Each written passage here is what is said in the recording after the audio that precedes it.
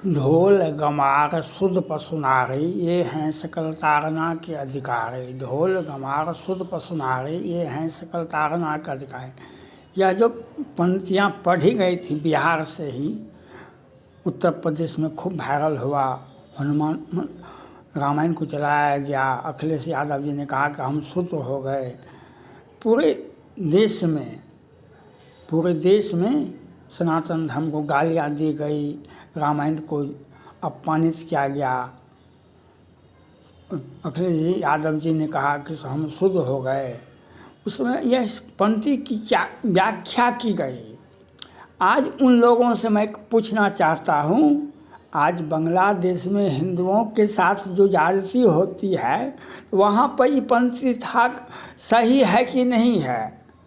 आज बांग्लादेश में जो हिंदुओं के साथ मारा जाता है, काटा जाता है, उसका दुकान घर को, उनके बहू बेटियों को इज्जत लूट लिया जाता है, जितना भी निंदा की जाए वह कम है।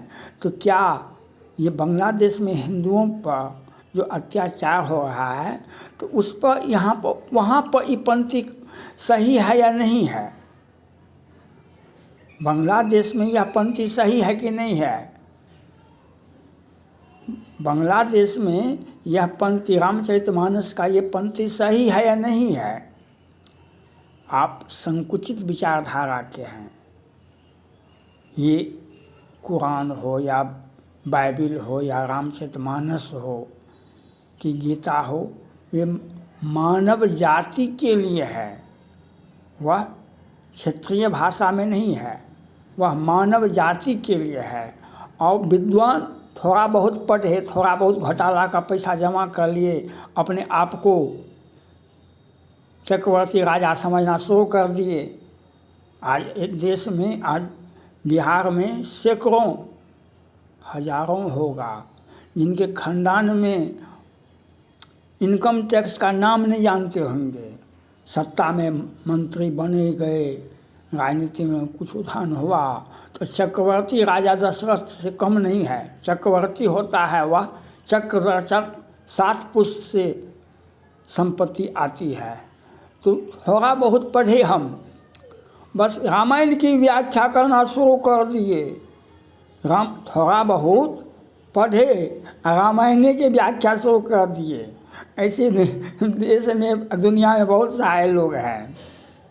ऐसे देश और दुनिया में, भारत में भी और देश और दुनिया में बहुत सारे लोग ऐसे मिल जाएंगे जो रामायण की व्याख्या करेंगे। अरे भैया, आप थोड़ा बहुत पढ़े हैं। अगर अखिलेश यादव जी विदेश से पढ़ के आए हैं, तो सोशल साइंस पढ़ के आए हैं, इंग्लिश पढ़ के आए हैं, तो उनको भारतीय रामचरितमानस को तो नहीं पढ़ा, और उतना उनको फुर्सत कहाँ है जो उसको बार बार पढ़ेंगे। थोड़ा बार कहीं रामायण को देख लिए, कहीं उत्सव में गए, कहीं पढ़ लिए, कुछ सुन लिए, कुछ सुना दिए, तो इससे काम थोड़े चल जाता है। इससे थोड़े काम चल जाता है। उस पर आप प्रवचन कैसे दे दिए?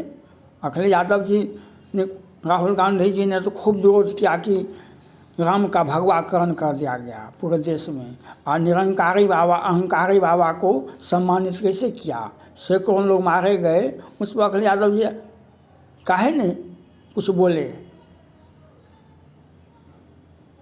निरंकारी बाबा, अहंकारी बाबा जो सम्मेलन किए, 121 लोग मारे गए, कितना हजार घायल हुए, तो उस पर काहे नहीं बोले? और रामचरितमानस की व्याख्या करने में आगे रहे। तो ये जो पंक्तियाँ हैं, इस पंक्ति का हम बांग्लादेश में जो आज हिंदुओं पर हो रहा है अत्याचार, उस पर आप कुछ बताइए ना। वह रामचरितमानस क्या बिहार के हिंदुओं के लिए है कि तमिलनाडु के हिंदुओं के लिए है? ये रामचरितमानस क्या है वो पश्चिम बंगाल के हिंदुओं के लिए है? मानव जाति के लिए है। जब आप बहुत पढ़ेंगे 100-200 बार रामचरितमानस, तो थोड़ा थोड़ा अध्ययन, थोड़ा थोड़ा अनुभव होगा। ऐसा विद्वान पैदा नहीं लिया है और लेगा भी नहीं, पूरे भारत में नहीं विश्व में कहीं भी पैदा नहीं लिया है और नहीं ले सकता है। हाँ, अलकत गगरी छलकत जाए, अलकत गगरी छलकत जाए, थोड़ा बहुत पढ़ लिए तो कहे कोई कहता है कि रामायण में इतना पंक्ति गलत है, इतना ये पंक्ति गलत है, ये रामायण की ये व्याख्या होनी चाहिए। अरे व्याख्या तुम क्या करेगा, तुमको तो खुद रामायण देखा ही नहीं है, पढ़ा नहीं की बात क्या है, तुम पढ़ा कैसे।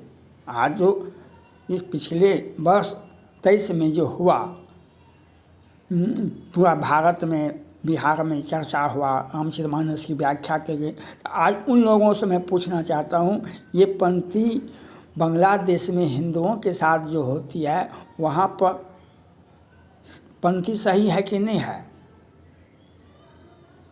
हैं? ये तो बताना पड़ेगा ना आपको, आपको ये बताना पड़ेगा। अब मुलायम सिंह यादव जी जब मुख्यमंत्री थे उत्तर प्रदेश के, कार सेवकों पर गोलियां चलाई, वहाँ पर हिंसा नहीं हुआ था, एक तरफा था, शांति प्रिय थे, तो उन्होंने अपने वोट बैंक को सुरक्षित रखने के लिए हिंदुओं के कार सेवकों पर गोलियां चलाई।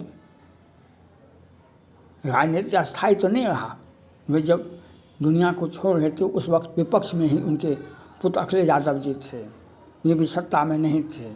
तो सत्ता प्राप्त करने, वोट को अस्थायी करने के लिए वर्ग विशेष का, धर्म विशेष का, उसके लिए कार सेवकों को बोलना चाहिए। तो ये आपने किया, सोचा, वह तो लाभ तो सब जगह नहीं मिलता है। तो ये रामचरितमानस की पंक्ति पर को हलंत, पूर्णिमा और फुल स्टॉप आप नहीं लगा सकते हैं। बाइबल पर आप फुल स्टॉप, आप कोमा, हलंत ये जो होता है ये नहीं लगा सकते हैं। कुरान पर आप कोमा हलंत नहीं लगा सकते हैं, आपको इतनी विद्वता नहीं हो सकती है। आप हाँ, अलकत गगरी छलकत जाए, थोड़ा बहुत ज्ञान हुआ नहीं, थोड़ा सा पढ़ा नहीं, घोटाला का कुछ पैसा ले लिए, कुछ बीए पास कर लिए इधर उधर से, और अपने आप को प्रोफेसर कर देते हैं, अपने आप को विद्वान कर देते हैं, अपने आप को रामायण की ही व्याख्या शुरू कर देते हैं। रामायण की व्याख्या बहुत मेहनत से होता है। जैसे कर्मण्येवाधिकारास्ते मा फलेषु कदाचन गीता कहता है, भगवान कृष्ण कहते हैं, वही रामचरितमानस कहता है, दुख सुख कर को नहीं दाता, कर्म शुभाशुभ देवी विधाता। वही रामचरितमानस कहता है, प्रसव पीड़ा संदारुण दुख भयो, फिर पुण्य वही काज क्यों। वही विनय पत्रिका कहता है, पति कारण ही जुक्ति दारुण सुल पाई, सुल विसार के पति अनुकूल देख के फिर वही काज करने बाध्य क्यों। तो आपको एक पंक्ति को, एक रामायण को पढ़ने के लिए तुलसीदास के और ग्रंथ को पढ़ना पड़ेगा, और रामायण की व्याख्या करने का अधिकार आपको कहाँ से आया, बाइबल की व्याख्या करने का अधिकार आपको कहाँ से आया। क्योंकि आप तो खुद कैसे कैसे पढ़े और कहाँ से डिग्री लिए और किस विषय में आप PhD किए, वह तो पहले बता देते तो कुछ बात सुनबो करते।